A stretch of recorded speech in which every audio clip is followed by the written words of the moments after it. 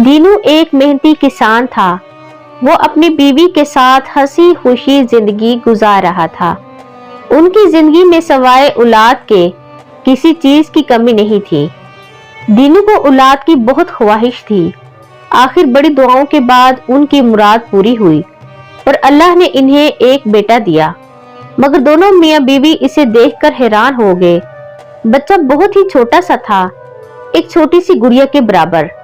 जिसने भी बच्चे को देखा तो यही कहा कि बच्चा बूना है, इसका कद ज्यादा से ज्यादा 2 फुट तक बढ़ सकेगा और बस। दीनू बहुत मायूस हुआ और इसने बच्चे का नाम आना रख दिया। आना वाकई बहुत आहिस्ता आहिस्ता बड़ा होना शुरू हुआ। कुछ अरसे के बाद दीनू के घर में एक और बच्चे की आमद हुई, लेकिन वो भी पहले की तरह बूना निकला। दीनू ने बजाय अल्लाह का शुक्र अदा करने के अपनी किस्मत को कोसना शुरू कर दिया और चिढ़कर दूसरे बच्चे का नाम 2 आना रख दिया।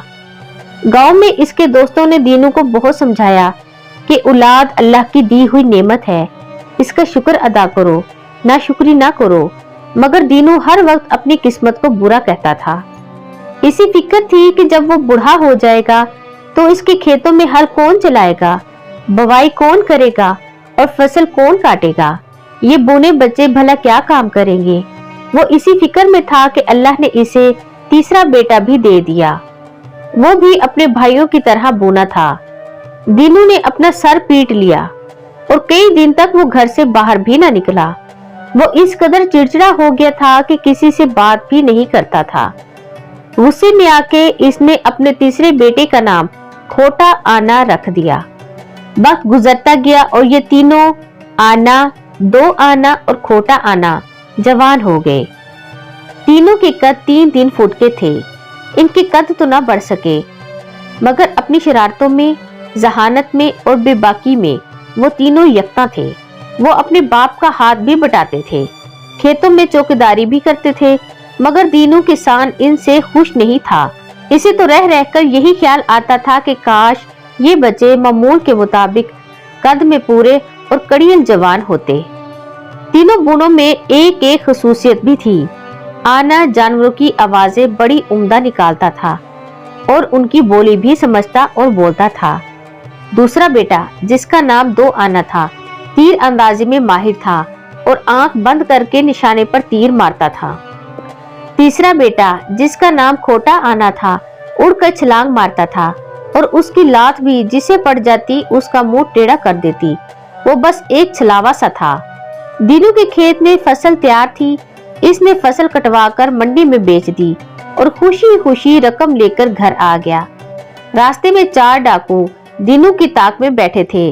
उन्होंने रात को किसान के घर में डाका डालने का प्रोग्राम बनाया और आधी रात को किसान के घर में दाखिल हो गए। किसान और उसकी बीवी सो रहे थे कि डाकुओं ने इन्हें लात मारकर उठा दिया। दोनों ने जब डाकुओं को सामने पाया तो बहुत घबराए। एक डाकू बोला, निकालो वो सारी रकम जो आज तुम मंडी से लाए हो। दीनू ने कहा, भाइयों मैं बड़ा गरीब आदमी हूँ, इसी रकम से पूरे साल गुजारा करना है, ये जुल्म ना करो। लेकिन डाकू तो फिर डाकू थे। उन्होंने किसान को मारना शुरू कर दिया। तीनों भाई यानी आना, 2 आना और खोटा आना ये सब मंजर देख रहे थे। आना किसान की छतरी में छुपा हुआ था। 2 आना एक बाल्टी को उल्टा करके इसके अंदर बैठा था। खोटा आना ऊपर मचान पर रखे गद्दों और तकियों के दरमियान घुसा बैठा था। एक डाकू के हाथ में बड़ी सी बंदूक थी। इसने बंदूक किसान की तरफ तान रखी थी और वो डाकू बराबर रकम का मुतालबा कर रहे थे। सबसे पहले 2 आना ने बाल्टी को अंदर से बजाया। एक डाकू बोला, ये कैसी आवाज थी? दूसरा बोला, तुम्हारे कान बज रहे हैं। 2 आना ने फिर बाल्टी बजाई। अब तो डाकुओं ने चारों तरफ देखा, लेकिन इन्हें कोई नजर न आया। डाकुओं ने दीनू से पूछा, ये कैसी आवाज थी? दीनू ने कहा, भाइयों मुझे क्या पता, शायद कोई जानवर होगा। उसी वक्त आना ने अपने मुंह से भेड़िए की आवाज निकाली। एक डाकू ने घबराकर अपने साथी से कहा, लो बाहर भेड़िए आ गए हैं। दूसरे डाकू ने इसे गुस्से से झिड़क दिया और बोलो, चुप बुज़दिल, मैं डरता नहीं हूँ, तू मुझे भी डरा रहा है। किसान ने कहा, यहाँ आधी रात को बहुत खतरनाक जानवर आते हैं, आप लोग भाग लें। डाकुओं का सरदार बोला, वाह भाई वाह, हमसे चालाकी कर रहा है, निकाल जल्दी से सारा माल और जेवर नकदी। ये कहकर सरदार ने दीनू किसान को एक थप्पड़ मारा। ये देखकर आना ने शेर की बड़ी गरजदार आवाज निकाली, जिसे सुनते ही डाकुओं के हाथ पांव फूल गए। वो घबरा घबरा कर एक दूसरे की तरफ देखने लगे। इसी लम्हे खोटा आना जो मचान पर बैठा था, जस्त लगाकर बंदूक वाले डाकू पर कूदा और एक जोरदार लात इसके मुंह पर रसीद की। डाकू के हाथ से बंदूक छूट गई और वो अपना जबड़ा पकड़कर दोहरा हो गया। किसान ने झपट कर बंदूक उठा ली और चारों डाकुओं पर तान ली। खोटा आना एक बार फिर हवा में उड़ता हुआ आया और अपनी दोनों लातें इसने डाकुओं के सरदार के मुंह पर जमा दी। वो एक कोने में जा गिरा। एक डाकू ने आवाज लगाई, भागो, और वो सब भाग निकले। किसान ने इत्मीनान का सांस लिया और जिंदगी में पहली मर्तबा अपने बच्चों की तरफ मुस्कुराकर देखा। खोटा आना ने बाप की तरफ देखकर कहा, अब्बा, हम रेजगारी ही सही, लेकिन बड़े काम की रेजगारी है। किसान बोला, बच्चों अब सो जाओ, लेकिन तुम्हारे लिए एक खबर है, खैर वो सुबह सुनाऊंगा। तीनों आने जिद करने लगे, नहीं नहीं, वो क्या खबर है, अभी सुनाएं। किसान ने जवाब दिया, बादशाह ने ऐलान किया है कि इसकी 3 शहजादियों के लिए अच्छे और बहादुर शोहर चाहिए। वहाँ बड़े जबरदस्त मुकाबले होंगे, तुम लोग भी जाकर किस्मत आजमाई करो। तुम तीनों ने उल्टे सीधे काम सीख रखे हैं, मुमकिन है कोई बात बन जाए। तीनों भाई बड़े खुश हुए, कहने लगे, हम लोग सुबह होते ही रवाना हो जाएंगे। खोटा आना बोला, हो सकता है वो तीनों शहजादियां हमारे ही नसीब में लिखी हों। किसान ने हंसते हुए जवाब दिया, अगर ऐसा हो गया तो मैं भी वादा करता हूँ कि कभी अल्लाह की नाशुक्री नहीं करूँगा।